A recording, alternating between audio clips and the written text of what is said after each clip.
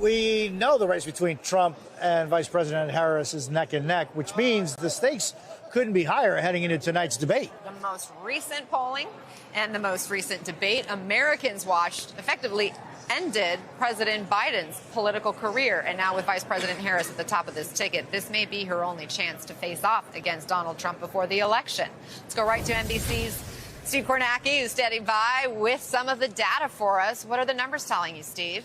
Yeah, I mean, a close race, obviously, and a couple ways to look at it here. This is the average of all the major national polls that we've been keeping. Harris 2 points ahead of Trump in the average, 47-45. Now, that is down a tick from where it was a few days ago. Heading into the weekend, Harris had been 3 up on Trump. There have been a number of polls, you've probably seen this in the last couple of days, that have been better for Trump nationally. A Pew poll that had the race tied, a New York Times poll that actually had Trump ahead. So it makes it 47-45 in the national average. And one of the questions, too, obviously, we always say it's almost a cliche. It's not the popular vote, it's the Electoral College. But we did see when Trump won in 2016, of course, he lost the popular vote, won in the Electoral College. And in 2020, Trump lost the popular vote by 4.5 points and nearly won in the Electoral College. So are we going to see a disconnect again where the Democrats do better in the popular vote but have trouble in the Electoral College? That's something to keep an eye on here as we show you the averages.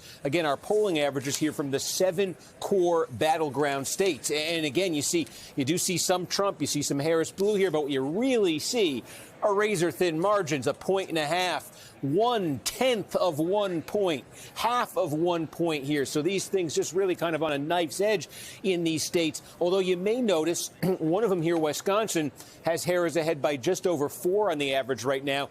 And that gets to something else we saw in 2016 and 2020, and that was polling misses. And polling misses, particularly in Wisconsin, in Michigan, saw it in Pennsylvania to some degree.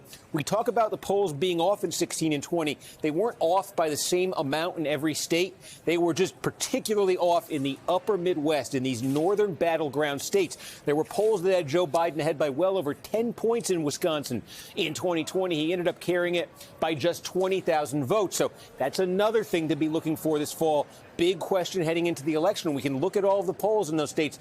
Has the issue been fixed? The problem was, it seemed, Trump voters in those states, a lot of blue-collar white voters in those states, very high populations there.